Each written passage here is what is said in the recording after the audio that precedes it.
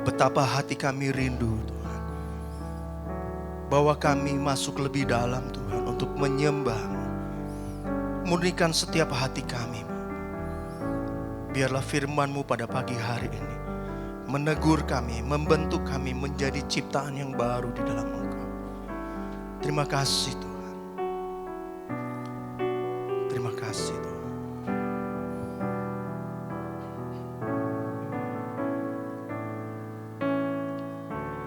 Betapa aku rindu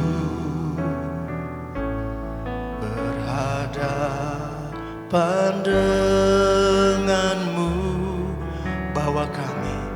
bawaku lebih dalam di dekatmu, menyembahmu. Murnikan hati kami Tuhan. Murnikanlah hatiku, sebab Kau yang mengenalku. Jiwaku pun terbuka untuk suara-Mu, jamahan-Mu.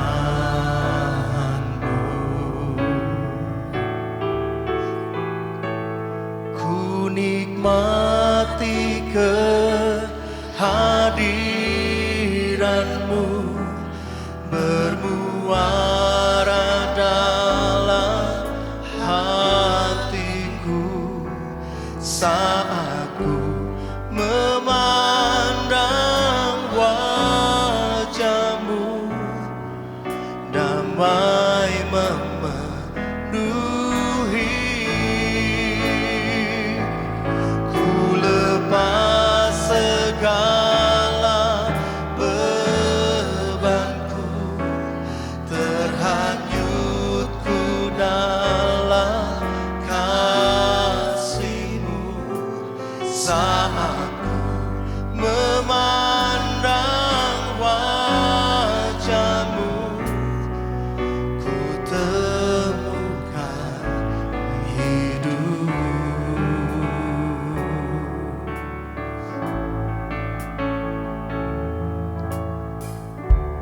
Betapa aku rindu berhadapan denganmu. Jiwaku pun terbuka menyembah-Mu, menyembah-Mu. Murnikanlah kami Tuhan, murnikanlah hatiku, sebab Kau yang mengenalku.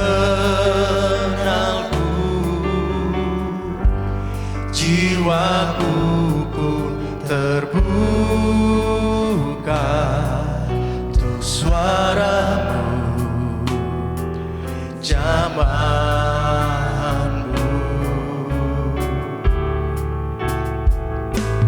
Ku nikmati kehadiran-Mu bermuara dalam hatiku saat ku memandang wajah-Mu.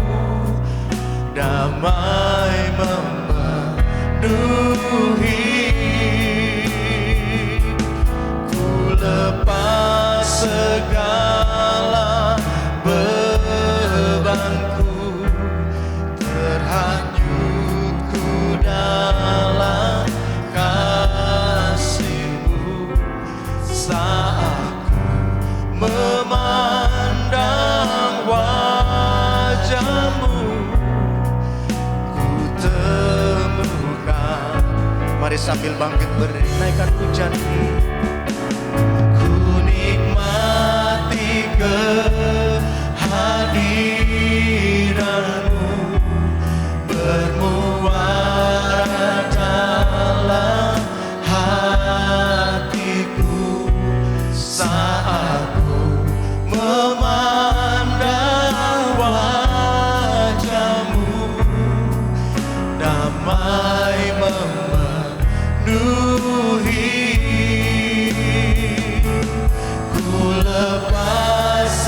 segala bebanmu, terhanyutku dalam kasih-Mu. Saat ku memandang wajah-Mu, ku temukan hidup nikmati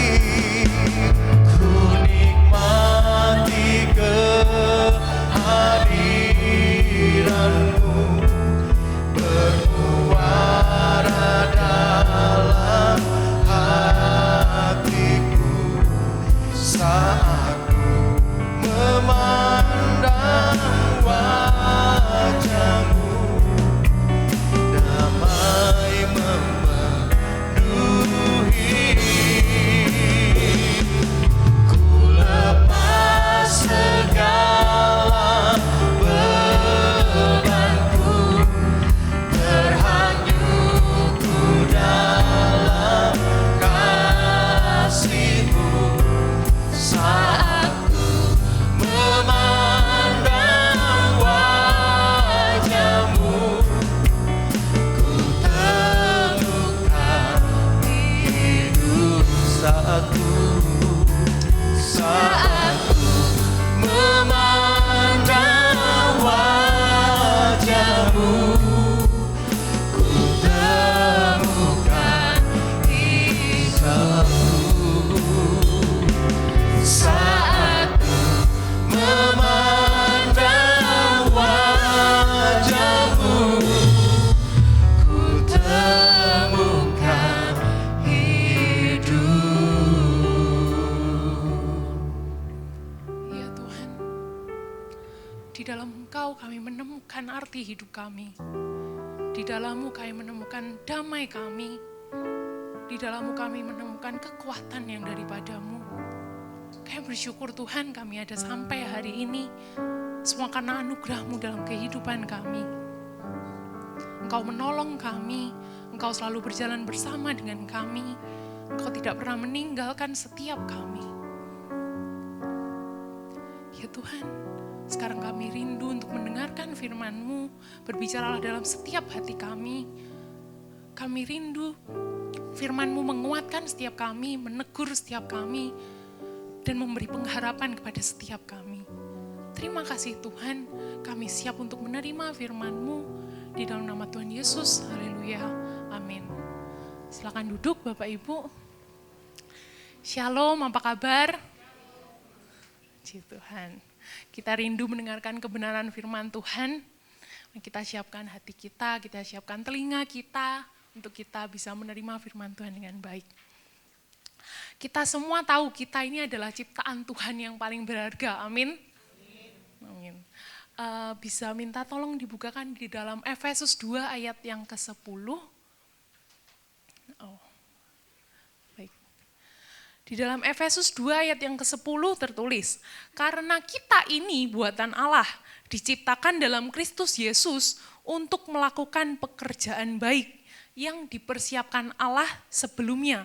Ia mau supaya kita hidup di dalamnya. Kita buatan Allah, kita diciptakan dalam Kristus Yesus untuk melakukan pekerjaan baik yang dipersiapkan Allah sebelumnya, dan Dia mau kita hidup di dalamnya. Kita ini buatan Allah, bermaksud kita ini adalah karya Tuhan yang sangat istimewa. Di dalam aslinya ini menggunakan bahasa kita adalah kepunyaannya, kita ini adalah milik Tuhan. Dan kita diciptakan di dalam Kristus Yesus, karena kita di dalam Kristus Yesus, ketika kita percaya kepada Tuhan, kita menjadi ciptaan yang baru. Dan kita diciptakan untuk melakukan pekerjaan yang baik. Bisa ditampilkan di Efesus 2 ayat 10. Nah, untuk melakukan pekerjaan baik yang dipersiapkan Allah sebelumnya. Ada sebuah pekerjaan baik yang Tuhan sudah sediakan untuk saya dan saudara lakukan di dalam dunia ini. Pekerjaan baik, pekerjaan kebenaran untuk tujuan kemuliaan Allah dan menuju tugas tertentu, tugas khusus yang Tuhan sudah siapkan untuk kita lakukan. Saya dan juga saudara sebagai orang percaya, kita punya panggilan umum dan panggilan khusus di dalam kehidupan kita. Contohnya, sebagai orang percaya, kita memiliki panggilan umum yang dimana semua orang percaya kita seharusnya melakukan itu. Ada yang tahu contohnya seperti apa? Mewartakan Injil. Yang lainnya? Berdiam diri dalam hadirat Tuhan. Amin. Mewartakan Injil, menjadi berkat seperti terang dan garam, memuridkan, menginjil, dan semua yang ada di dalam Alkitab itu seharusnya kita lakukan sebagai orang percaya. Dan ada juga panggilan khusus yang sudah Tuhan siapkan untuk setiap diri kita masing-masing. Mungkin berbeda-beda, tapi tujuannya sama. Makanya Tuhan pun bilang kita ini seperti anggota tubuh Kristus. Kita mungkin fungsinya berbeda-beda, kita di dalam bidang yang berbeda-beda, tapi tujuannya sama, yaitu untuk kemuliaan Tuhan. Contohnya mungkin Bapak Gembala, Ibu Gembala, jauh-jauh dari Jakarta ke Malang, punya beban untuk menggembalakan di kota ini. Mungkin ada yang punya panggilan yang sama? Punya panggilan ke Malang Selatan gitu ya, membuka gereja di sana. Siapa tahu. Nah, itu adalah panggilan yang mungkin kita semua nggak punya, tapi ada beberapa orang khusus yang memiliki panggilan itu. Kemudian mungkin ada Mr. Ham, hari ini nggak hadir. Mr. Ham, beliau adalah penginjil. Jauh-jauh dari negeri yang jauh di sana, Ajusi ya, yang suka nonton Korea. Yang jauh-jauh dari Korea sana datang ke Indonesia, lebih tepatnya punya beban. Tuhan berikan beban untuk melayani di Sumba. Dan begitu banyak orang yang percaya dari karya pelayanan beliau. Itu adalah panggilan yang khusus untuk mereka. Ada juga mungkin menjadi dokter, menjadi pengusaha, menjadi wirausaha, memiliki usaha. Atau mungkin di sini juga masih ada yang mahasiswa ya, kita masih mempertajam kemana kita nanti. Jadi Tuhan menciptakan kita untuk kita melakukan sesuatu, bukan untuk berdiam diri, tapi untuk melakukan sesuatu yang Tuhan sudah siapkan untuk kita kerjakan dalam dunia ini. Sayangnya banyak orang Kristen memutarbalikan sebuah kebenaran, di mana mereka menggunakan Tuhan untuk mencapai tujuan hidupnya, mencapai visi hidupnya sendiri. Aku nanti mau kayak gini, aku mau kayak gitu, aku mau kayak gini. Tuhan, bantuan aku untuk mencapai itu. Bantuan aku untuk mencapai visiku. Bantuan aku untuk mencapai cita-citaku. Seperti kita menggunakan Tuhan untuk pokoknya keinginanku harus terwujud. Tuhan yang bantu aku. Seakan-akan Tuhan itu mulai jadi alat kita, bukan jadi tujuan kita. Padahal seharusnya Tuhanlah tujuan kita. Dan seharusnya kita berjalan menuju apa yang Tuhan siapkan untuk kita. Bukan kita yang menuntun Tuhan, tapi Tuhan yang menuntun kita. Seakan-akan pencipta kita, Tuhan kita, disuruh merevisi rancangannya yang terbaik untuk kita. Tuhan, aku nggak mau itu, aku mau yang ini. Pokoknya yang ini Tuhan tolong aku. Coba bisa tolong dibukakan di dalam Yesaya 29 ayat 16. Yesaya 29 ayat 16. Betapa kamu memutarbalikan segala sesuatu. Apakah tanah liat dapat dianggap sama seperti tukang periuk, sehingga apa yang dibuat dapat berkata tentang yang membuatnya, bukan dia yang membuat aku. Dan apa yang dibentuk berkata tentang yang membentuknya, ia tidak tahu apa-apa. Kita ini buatan Tuhan, kita diciptakan oleh Tuhan. Dan seharusnya Tuhanlah yang tahu fungsi terbaik kita. Tuhan yang tahu rencana yang terbaik untuk kita, bukan kita. Karena ya Tuhan yang pemilik hidup kita. Tuhan yang sangat tahu semua yang terbaik untuk kita. Dia bukan Tuhan yang gak tahu apa-apa. Dia tahu bahkan sekecil apapun, bahkan Tuhan bilang, bahkan sehelai rambutmu pun rontok, dia tahu.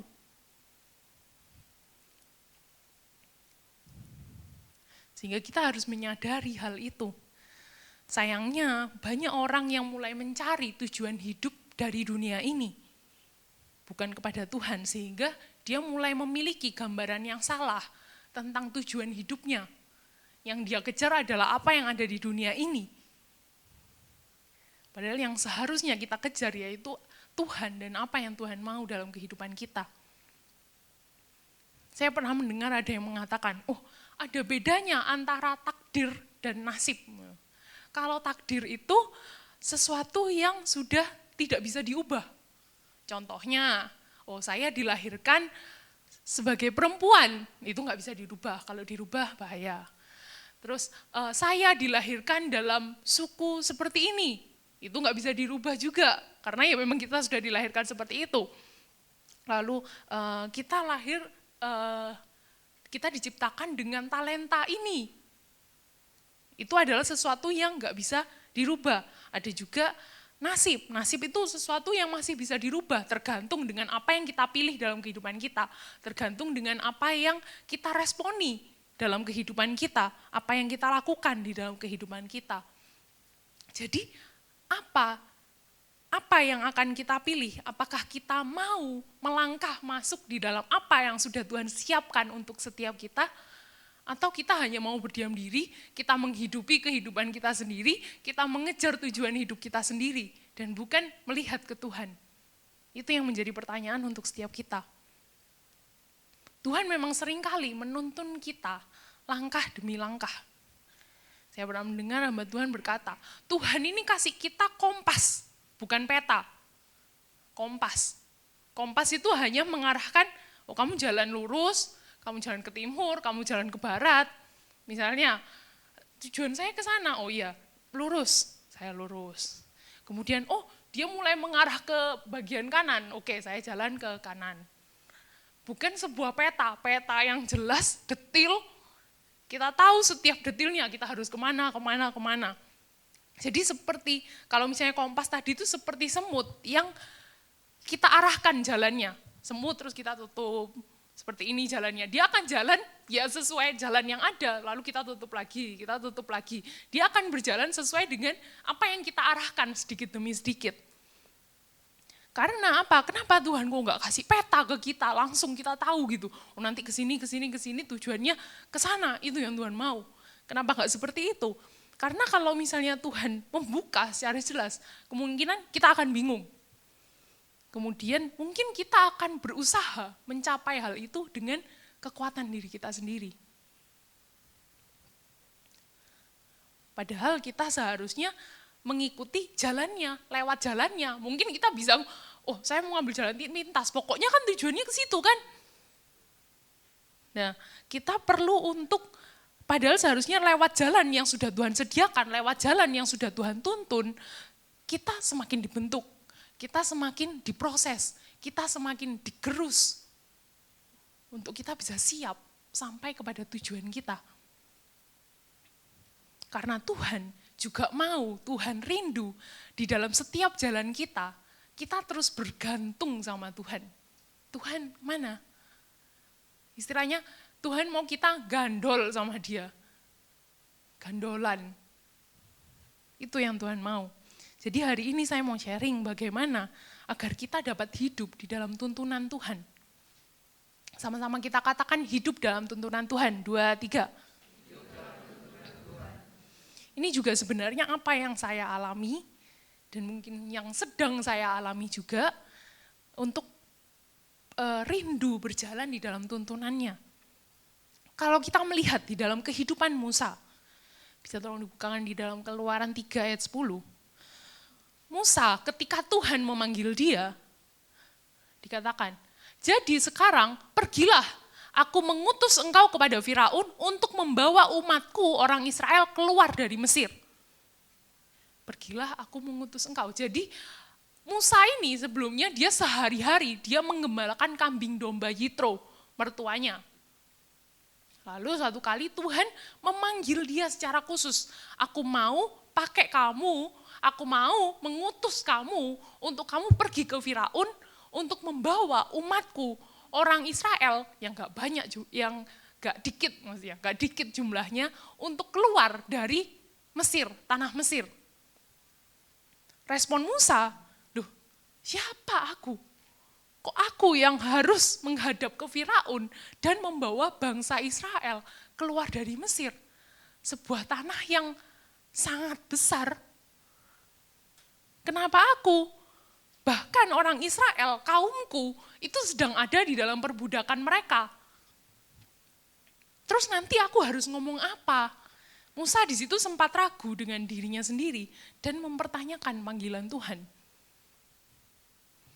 Di Keluaran 4 ayat 1. Boleh tolong dibukakan?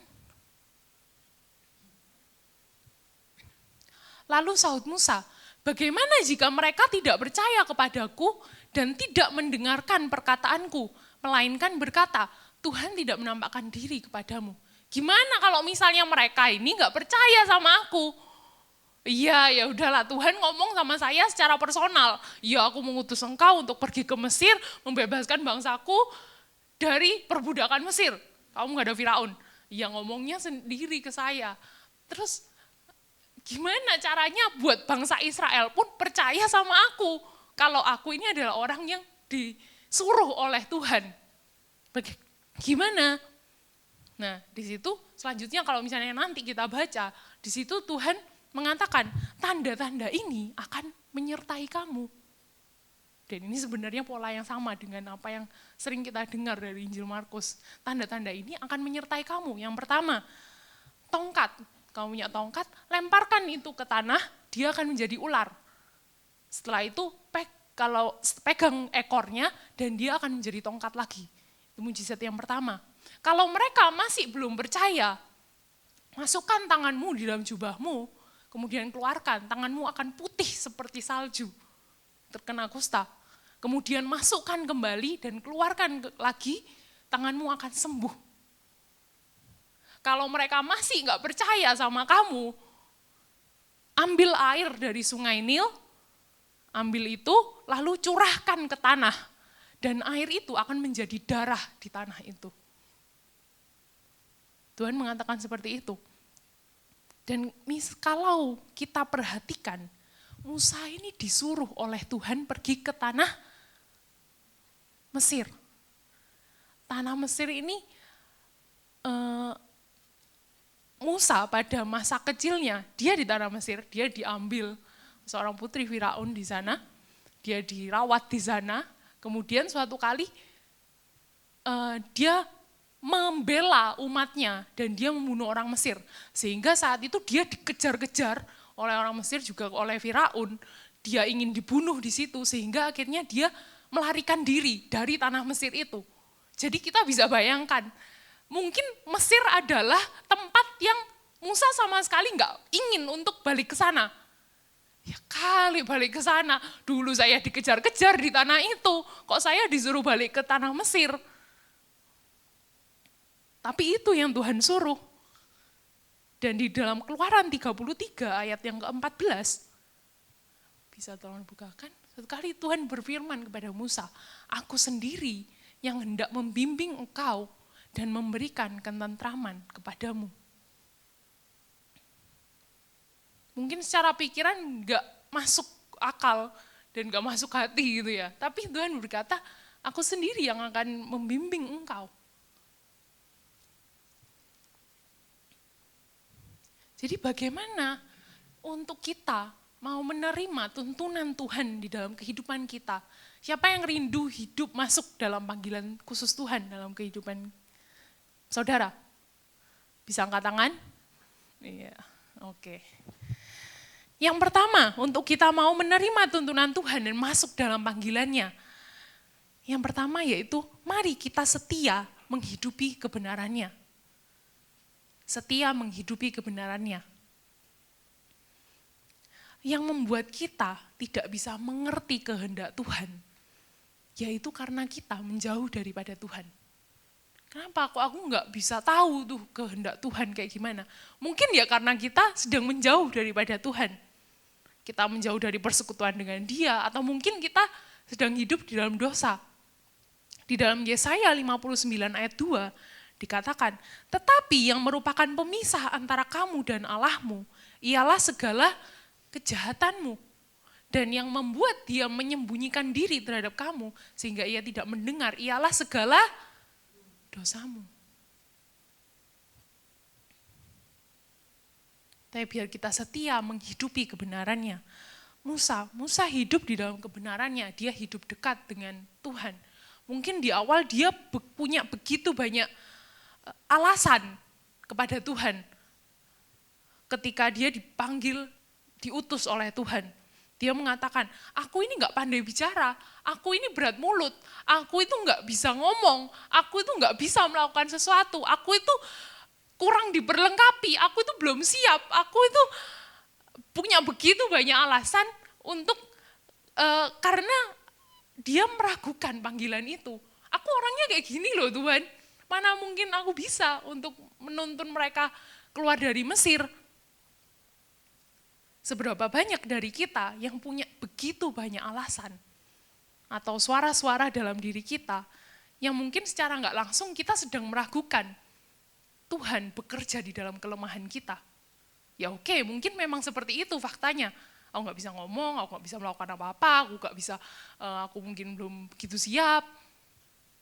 Tapi seberapa banyak kita percaya Tuhan pun bekerja, Tuhan pun sanggup menolong kita melalui kelemahan kita. Dan dalam segala hal itu, Allah pun berjanji untuk memberikan Musa pertolongan dan kuasanya. Dia berkata, aku adalah aku yang menuntun kamu, aku yang memanggil kamu dengan namamu, aku yang akan berjalan bersama-sama dengan kamu, aku yang akan menyertai kamu. Jangan takut, aku yang sama-sama dengan kamu. Dan itu adalah janji Tuhan untuk Musa, dan juga janji Tuhan kepada setiap kita yang ada di sini. Kebenarannya ketika Tuhan memanggil kita untuk melakukan sesuatu, Dia pasti akan menyediakan semua sarana dan kesanggupan untuk kita menyelesaikan tugas itu. Amin. Di dalam Keluaran 33 ayat yang ke-11, bisa tolong dibukakan. Dan Tuhan berbicara kepada Musa dengan berhadapan muka, seperti seseorang berbicara kepada temannya. Sedekat itu hubungannya, Musa berkenan di hadapan Allah, Musa setia di dalam kebenarannya. Mungkin Harun, mungkin bangsa Israel sempat tidak setia kepada Tuhan. Musa setia hidup dalam kebenarannya. Juga kalau misalnya kita melihat di dalam kitab nabi-nabi, nah itu adalah sebuah kisah para nabi ya, kisah para nabi yang luar biasa. Mungkin kalau kita baca, kita melihat mereka awalnya dipanggil Tuhan untuk pergi ke suatu bangsa untuk memberitakan kebenaran yang mungkin kebenaran itu bukan kebenaran yang enak di telinga, tapi mungkin kebenaran yang mengumumkan kehancuran dan yang lain-lain. Tapi mereka tetap setia mau melakukan itu untuk Tuhan. Walaupun mereka mungkin diancam, mereka dianiaya, bahkan mereka dikejar-kejar untuk dibunuh. Tapi kalau kita melihat di dalam kitab nabi-nabi itu, Tuhan itu terus menuntun mereka. Kamu kesini, kamu katakan ini, kamu seperti ini. Tuhan terus menuntun mereka, langkah demi langkah. Sehingga mereka terus berjalan di dalam tuntunannya. Mereka menggenapi panggilan Tuhan di dalam kehidupan mereka. Di dalam Yeremia 17 ayat 7, situ Yeremia berkata, bisa tolong dibukakan? Kita baca sama-sama Bapak Ibu, 2, 3. Berkatilah orang yang mengandalkan Tuhan, yang menaruh harapannya kepada Tuhan. Amin. Di sini Yeremia pun dia hampir dibunuh mati, dia dikejar-kejar, dia dianiaya, tapi dia pun masih bisa berkata seperti itu. Diberkatilah orang yang mengandalkan Tuhan, yang menaruh harapannya pada Tuhan.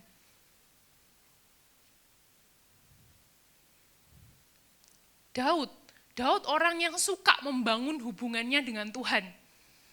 Dia sangat mengenal siapa Tuhannya. Daud, dia berani melawan Goliat. Mungkin ketika orang-orang yang lain melihat Goliat, mereka takut. Waduh, nggak mungkin kita bisa mengalahkan Goliat yang sangat besar seperti itu. Bahkan dia ukurannya berkali lebih besar daripada kita. Nggak mungkin kita bisa mengalahkan dia. Tapi Daud kenal siapa Tuhannya. Daud tahu Tuhan akan memberikan kemenangan untuk dia.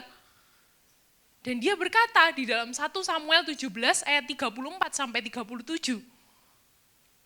1 Samuel 17 ayat 34 sampai 37.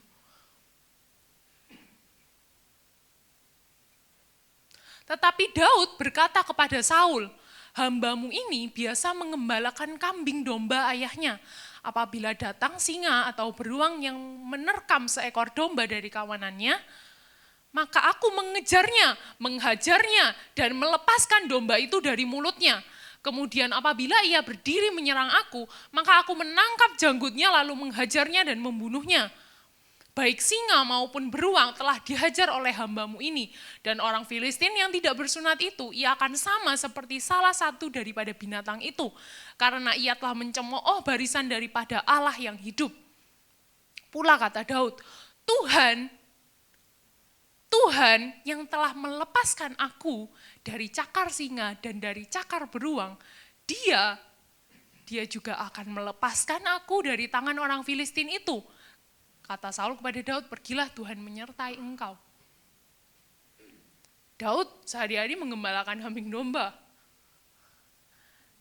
Dia menyadari bahwa ketika dia melindungi kambing dombanya itu, dia berhasil mengalahkan beruang, berhasil mengalahkan singa. Dia tahu itu ada campur tangan Tuhan. Tuhan yang telah melepaskan aku, dia juga yang akan melepaskan aku dari tangan orang Filistin itu.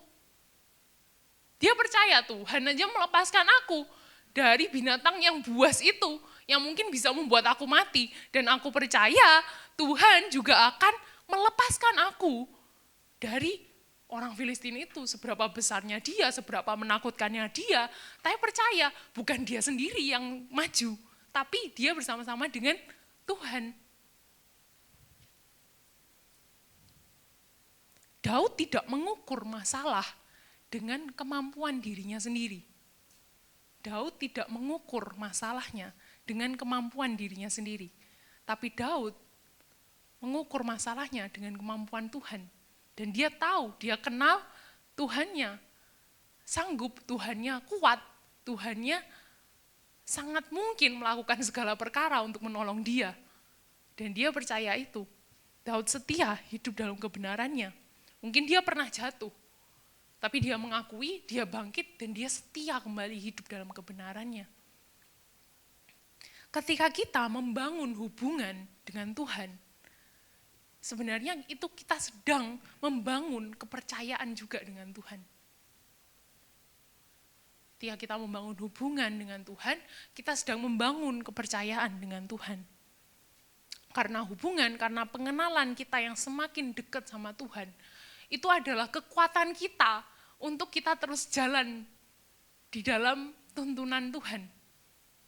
Karena setiap hari ketika kita jalan bareng sama Tuhan, kita terus dapat kekuatan daripada Dia. Kita terus dapat hikmat daripada Tuhan. Kita terus dapat damai dari Tuhan.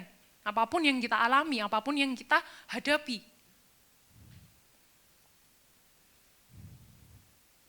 Biar kita mengenali Tuhan kita, dan kita rindu untuk terus berbicara sama Tuhan, kita rindu untuk membangun hubungan kita dengan Tuhan. Tuhan pun rindu berbicara kepada setiap kita.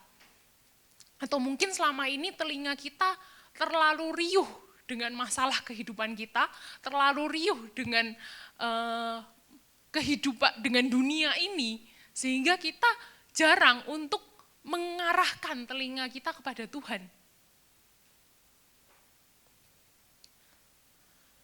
Samuel berkata, berbicaralah Tuhan, aku mendengar. Dan dia diam menunggu Tuhan berbicara kepada dia. Biar kita punya hati yang seperti itu, jadi biar kita setia hidup dalam kebenaran Tuhan. Yang kedua, untuk kita berjalan di dalam tuntunan Tuhan dan hidup dalam panggilannya, kita perlu untuk menyiapkan hati yang mau taat. Hati yang mau taat. Tuhan pasti rindu, bahkan senang ketika anaknya mau berjalan di dalam tuntunan Tuhan. Dia sangat mau menuntun kita dan dia pasti akan menuntun kita ketika kita memintanya. Tapi faktanya banyak orang yang sering tanya ke Tuhan, tapi nggak bersedia untuk taat. Seperti mau survei gitu ya. Kalau jawabannya enak buat saya, ya udah saya ikut. Kalau jawabannya nggak enak buat saya, ya lewat dulu lah. Tuhan, apa yang kau mau dalam hidupku? Jadi hambaku, melayaniku sepenuh waktu. Waduh, tanya lagi, Tuhan apa? Ya jadi hambaku. Waduh, kayaknya salah dengar saya ini ya. Kayaknya salah dengar. Kalau misalnya, Tuhan apa yang kamu mau dalam hidupku? Aku mau kamu jadi orang terkaya di seluruh dunia. Amin, amin, amin. Langsung kayak gitu. Misalnya, Tuhan tuntun aku hari ini ya. Tuhan tuntun aku hari ini, aku mau menghadapi kehidupanku. Tuhan tuntun aku harus berbuat apa, aku harus melakukan apa, Tuhan yang tuntun. Nyata Tuhan bilang, itu ada temanmu yang membutuhkan. Berikan 1 juta dari tabunganmu. Waduh, salah dengar saya. Itu kan uang buat aku, bukan buat dia. Seperti kalau misalnya kita ingat di dalam kitab Injil, ada pemuda yang tanya ke Tuhan, Guru, apa yang harus kuperbuat? Dan dijawab, jualah segala milikmu dan berikan kepada orang miskin, maka engkau akan beroleh harta di surga. Lalu datang kemari dan ikutlah aku. Dan ayat selanjutnya kita melihat respon dari pemuda itu.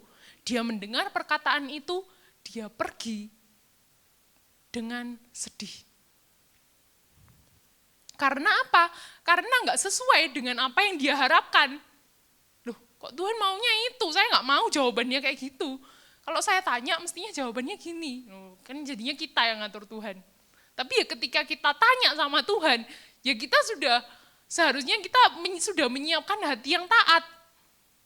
Sehingga apapun jawabannya Tuhan, apapun tuntunannya Tuhan nanti, kita tetap jawabnya, iya, oke.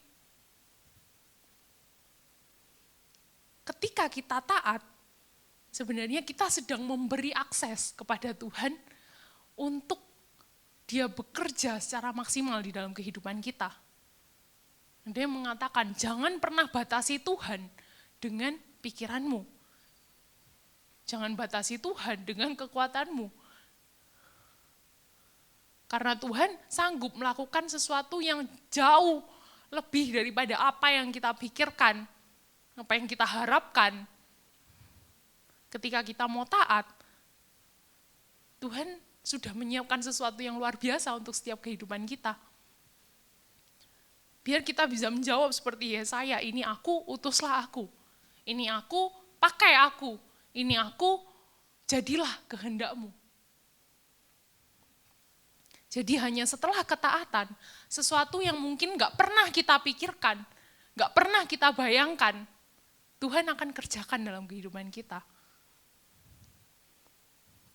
Akan ada berkat ilahi yang sudah Tuhan siapkan ketika kita mau taat sama Tuhan.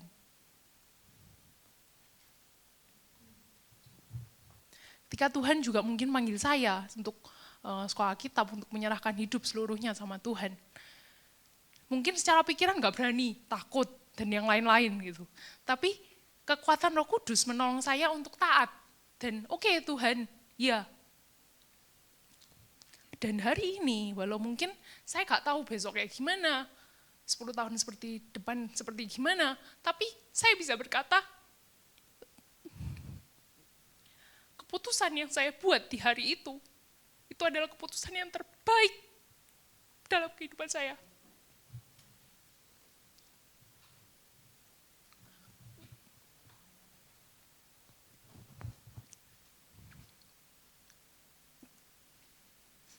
Dan saya pun sudah melihat begitu banyak pekerjaan Tuhan yang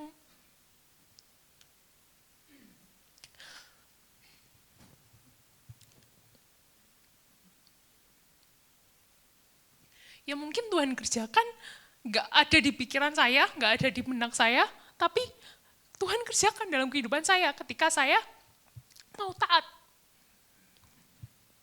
Dan saya percaya itu juga akan terjadi dalam kehidupan saudara-saudari sekalian.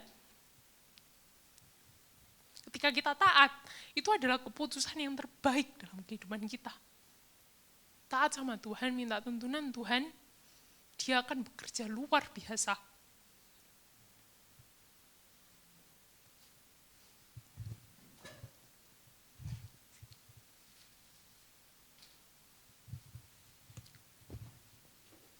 Jadi minta tuntunan Tuhan dan siapkan hati yang taat.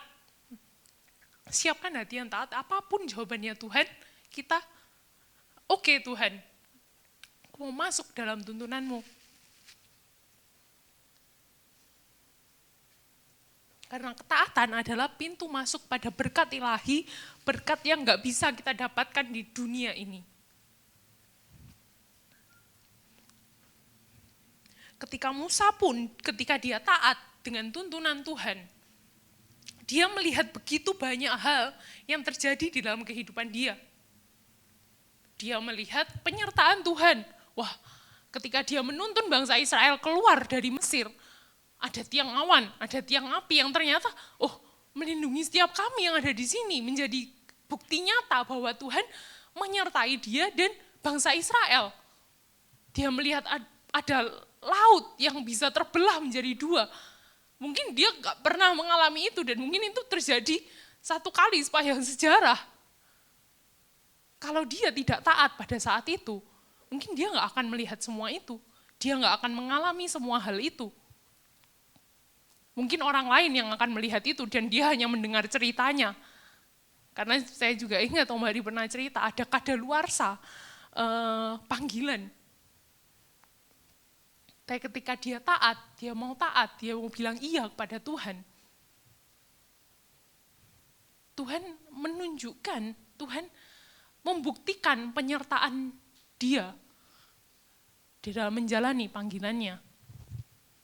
Jadi yang kedua yaitu biar kita siapkan hati yang taat. Yang pertama kita setia hidup dalam kebenarannya, yang kedua kita siapkan hati yang taat.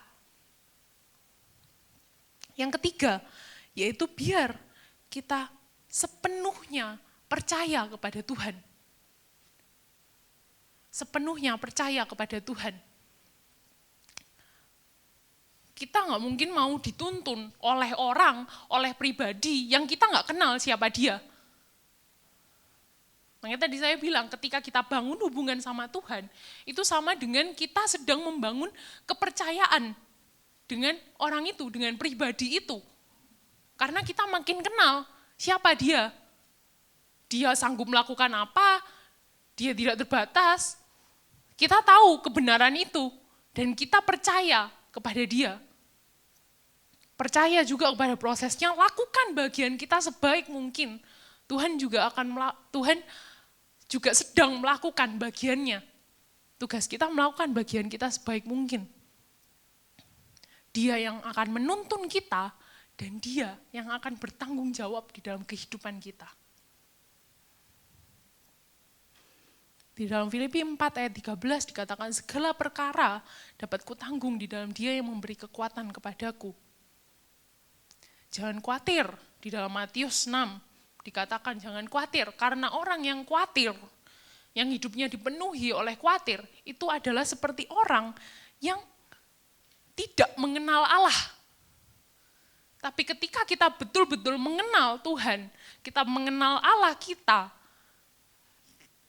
pasti percaya Tuhan yang sanggup memegang kehidupan kita.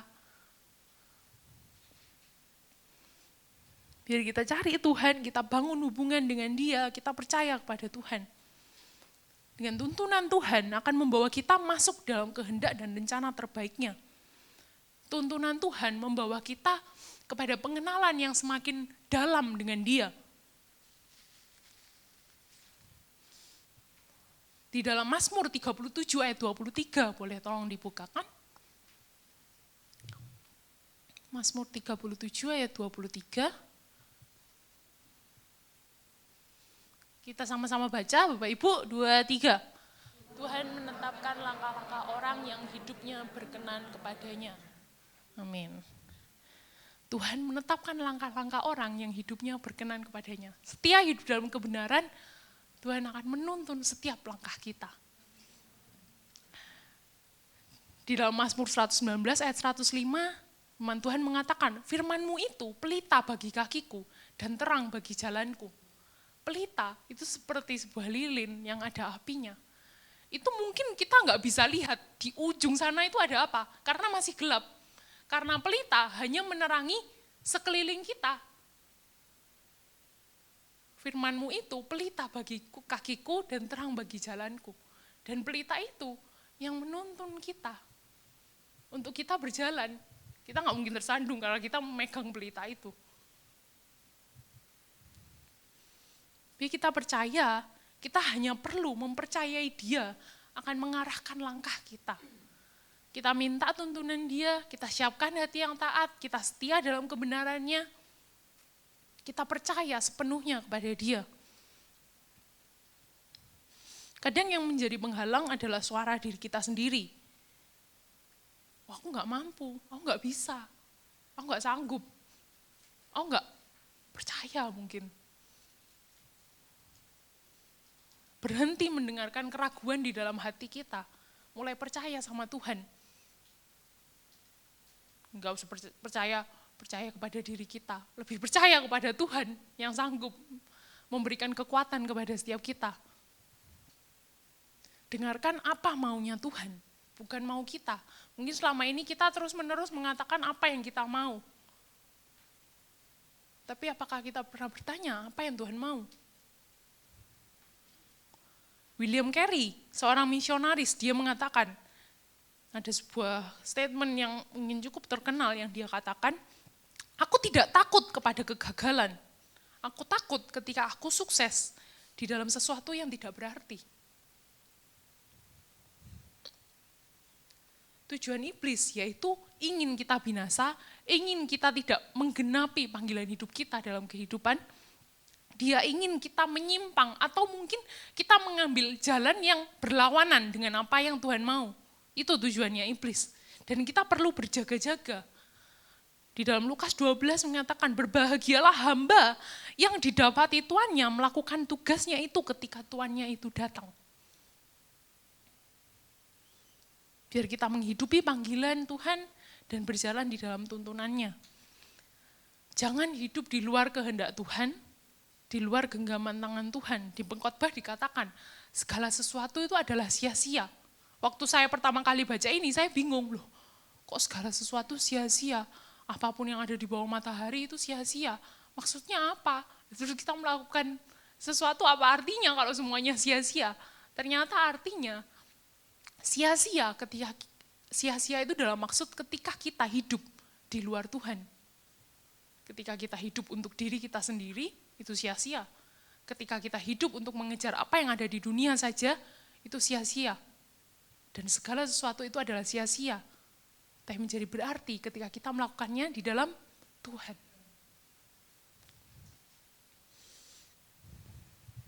Bagi yang muda, nah banyak ya anak-anak muda di sini. Jangan sia-siakan masa muda kita, amin? Amin. Kayak ibadah pemuda. Amin? Amin. Bapak Ibu juga jawab loh, padahal saya ngomongnya sama anak-anak muda. Terus cari firman-Nya, cari kebenarannya, mungkin kita masih mengasah nanti jalan kita ini ke depan gimana, masa depan kita ini kayak gimana. Tanya ke Tuhan, cari kehendaknya Tuhan apa dalam kehidupan kita. Dan itu pasti rencana yang terbaik untuk setiap kita. Mungkin nanti kita ketemu lagi 10 tahun ke depan, 20 tahun ke depan, dan kita bisa saling berbagi. Wah, pekerjaan Tuhan luar biasa dalam kehidupan kita. Untuk Bapak Ibu juga mungkin punya hal luar biasa dalam bidang apapun yang Bapak Ibu sedang kerjakan. Biar kita minta tuntunannya, Tuhan gak melihat umur, Tuhan gak melihat kita punya sisa hidup gitu ya. Tapi setiap detik itu berharga di mata Tuhan. Biar kita minta tuntunan Tuhan, apa yang harus kita lakukan di dalam kehidupan kita, di dalam setiap langkah kehidupan kita. Jangan lupa, siapkan hati yang taat. Biar Tuhan semakin besar dan kita semakin kecil. 1 Korintus 2 ayat 9 mengatakan, apa yang gak pernah dilihat oleh mata, dan yang tidak pernah didengar oleh telinga, dan yang tidak pernah timbul di dalam hati manusia, itu yang disediakan bagi orang yang mengasihi Tuhan. Sehingga biar di akhir hidup kita bisa berkata, aku telah mengakhiri pertandingan dengan baik, aku telah mencapai garis akhir, dan aku telah memelihara iman, dan aku telah menggenapi panggilan Tuhan. Saya undang Singar untuk maju ke depan. Mari kita sama-sama nyanyikan lagu ini dengan segenap hati kita. Saya undang Bapak Ibu untuk bangkit berdiri. Jalanmu tak terselami.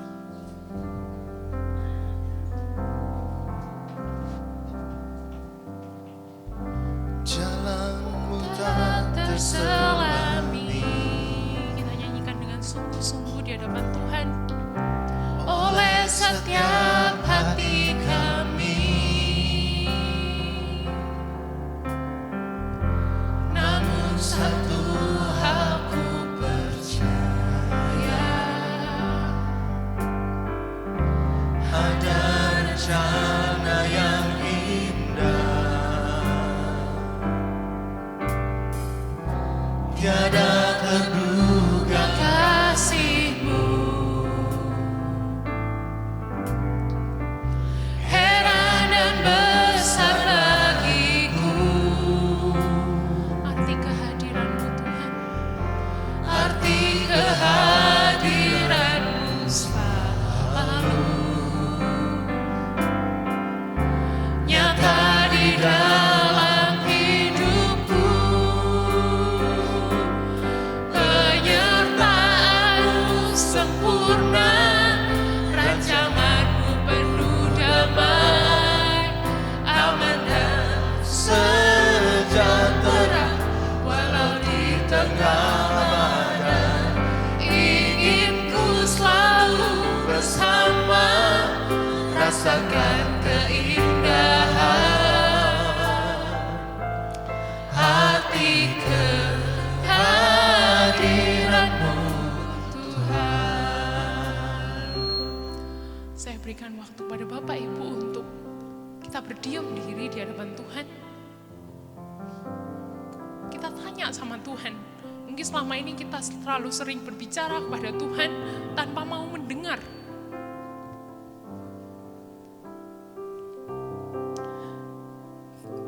Kita tanya pada Tuhan, Tuhan apa yang Kau mau dalam kehidupanku? Apa yang Kau mau aku lakukan dalam kehidupanku? Berbicaralah, dan aku mau mendengar. Tanya.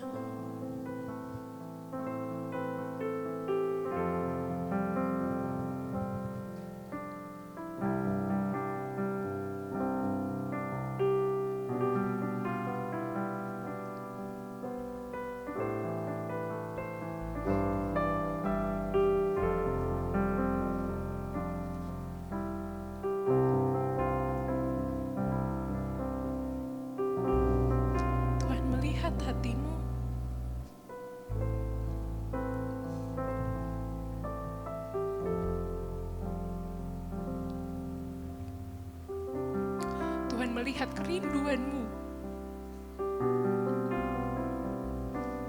Dia berkata, jangan takut, jangan ragu. Aku yang bersama dengan engkau. Aku yang memegang tanganmu. Aku gak akan pernah meninggalkan engkau sedetik pun.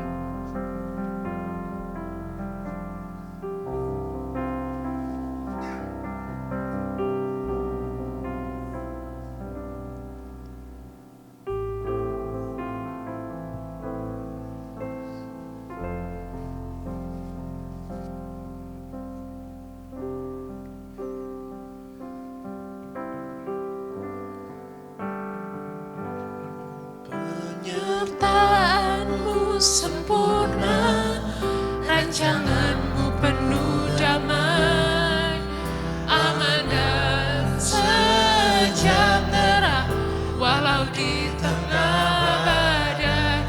Ingin ku selalu bersama, rasakan keindahan, arti kehadiranmu Tuhan. Penyertaanmu sempurna, rancanganmu penuh damai, aman dan sejahtera, walau di tengah badai. Ingin ku selalu bersama, rasakan keindahan, arti kehadiranmu Tuhan, arti kehadiranmu Tuhan, arti kehadiranmu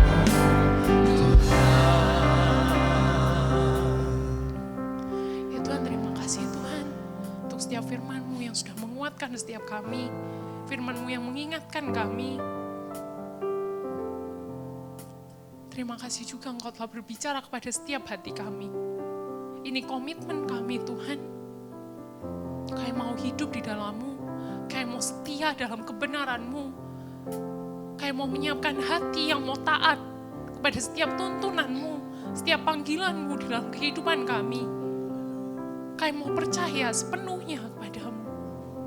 Karena kami mengenal Engkau, kami tahu apa yang bisa Engkau perbuat melalui kehidupan kami. Dan biar semua untuk kemuliaan nama-Mu. Terus berbicara dalam setiap hati kami. Berbicara dalam setiap firman yang kami baca. Berbicara melalui orang-orang di sekitar kami. Dan kami siap untuk mendengarkan. Terima kasih Tuhan. Terima kasih. Di dalam nama Tuhan Yesus kami berdoa dan mengucap syukur. Haleluya. Amin.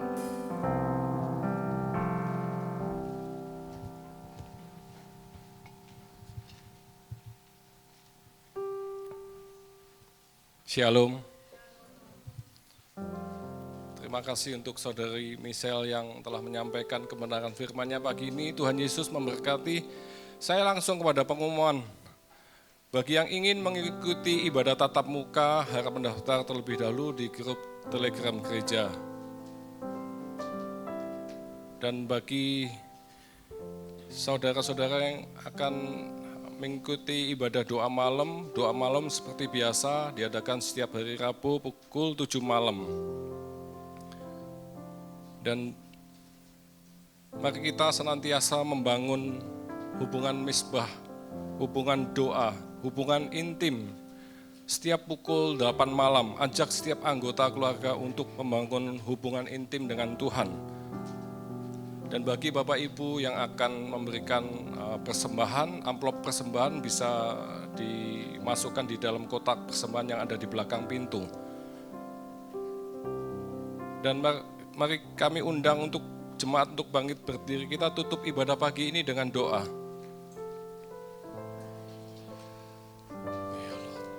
Bapa di dalam surga, terima kasih Tuhan. Kami bersyukur Bila kami berkesempatan untuk memberikan apa yang kami punya yang daripada-Mu Tuhan, berkat ya Tuhan, kami mau membagikan dengan hati yang penuh sukacita hanya untuk kemuliaan-Mu. Terima kasih Bapa, buat pagi ini Engkau masih berikan kepada setiap kami kesempatan, kesehatan Tuhan, hingga kami boleh berkumpul dalam keadaan yang baik di tempat ini, memuji menyembah-Mu Tuhan. Makasih Tuhan, terlebih-lebih Tuhan, apa yang boleh kami dengar, terima pagi ini melalui tuntunan-Mu Tuhan, yang disampaikan oleh hamba-Mu Michelle Tuhan. Kami bersyukur Tuhan, kami mau ambil bagian Tuhan, setiap kami di tempat ini menjadi kelompok orang-orang percaya yang mengasihi Engkau, hidup di dalam kehendak Tuhan, hidup dalam tuntunan ilahi. Untuk itu kami minta Roh Kudus, kemurahan hati Bapa, kasih karunia dilimpahkan kepada setiap kami, untuk kami punya hati yang taat setia untuk dibentuk oleh-Mu. Dan iman kami Tuhan, kami mau Tuhan, iman kami lebih kokoh, lebih kuat daripada sebelum-sebelumnya Tuhan. Makasih Bapa, makasih Tuhan. Bapa, kami berdoa untuk Saudari Michelle, pakai hidupnya lebih lagi Tuhan. Jadi alat kasih bagi kemuliaan-Mu, saluran kasih-Mu, saluran kebenaran-Mu, saluran doa bagi semua orang. Pakai hidupnya Tuhan, berkati Tuhan, Papa, Mama, dan saudaranya. Makasih Tuhan, kami berdoa untuk gembala kami Pak Hari, pakai beliau lebih lagi dalam pengembalaan, dalam pelayanannya Tuhan. Hati hamba, hati Bapa senantiasa melekat di dalam hidupnya, memimpin setiap umat-Mu di tempat ini menjadi pribadi-pribadi yang Kau ingini Tuhan.